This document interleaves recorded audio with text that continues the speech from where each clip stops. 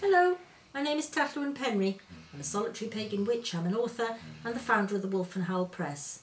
And today's little chat is about creating everyday magical tools. Now, there is a school of thought that says our magical tools are very special, which they are, and therefore should only be used for a magical purpose. And that's one point of view.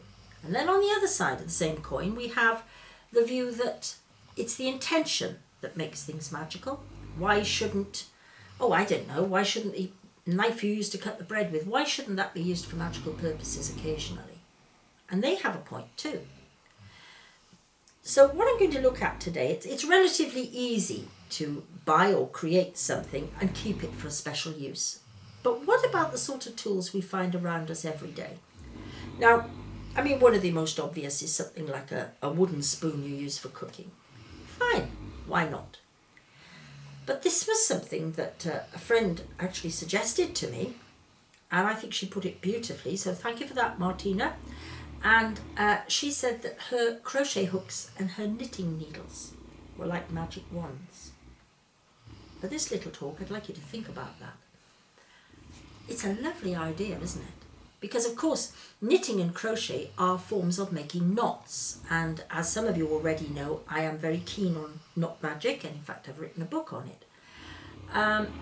But I think the idea that they are your magic wands, you see, you're combining two. It's a wonderful way of combining two very potent things. The one is the magical tool, which is the knitting needles or the crochet hook.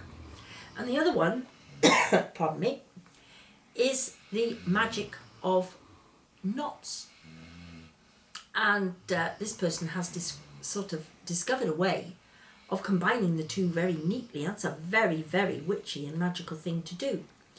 So when you think of it, every time you knit or crochet, you are creating a knot. And if you wish, that item can be infused with magic via the knots. So I'm not saying, if you, pardon the pun, I am not saying if you are, say, knitting a great big jumper or a baby shawl that you can in any way infuse magic into every single stitch. And that's because if you tried, you would go absolutely bonkers. I'm sorry, you would. You'd go mad. But what you do is you either have one or two stitches here and there that you choose and you think to yourself, this is the stitch where I'm going to put in my blessing. Or you might have a little bit of stitching, a couple of stitches where you do it. You might even have a motif that you knit, a particular bobble in Aran's, say, or a cable. Or you might have one part of a repeat in Fair Isle, or one little bit of lace that you do, and you keep it and confine it to that. But isn't it a lovely idea when you're not just creating magic in the stitch, but you're using your magic wand, your crochet hook, your knitting needles, and you're using them as magical tools. You think about that, that is absolutely, that is wonderful. It really is. And you can expand this, you see. I give you an example, and what I'm hoping you do is not that you all go away and take up knitting, although it's lovely if you do, it's a wonderful skill to have.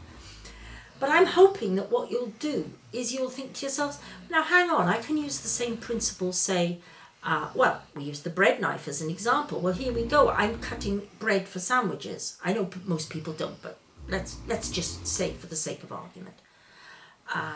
Say you're doing a barbecue and you decide to cut the buns for the burgers or whatever it is you're doing.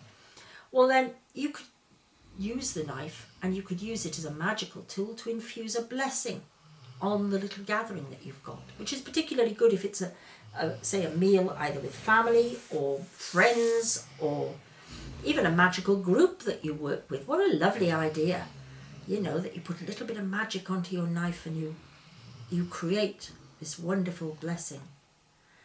What I'm hoping you do is you take the idea and you run with it and you see what things you can come out with.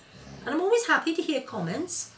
Don't be afraid to leave a comment. I always try to get back to all of them. Sometimes I do miss them, and for that I apologise. It's not always very easy to see when they've come in. But I do hope you give it a try, at least. Give it a try. You know, you can do it with anything. You can even use a biro as a magic wand to write magical words. Think magically. Changes your world around you. And it changes you too. And thank you ever so much for listening. Goodbye.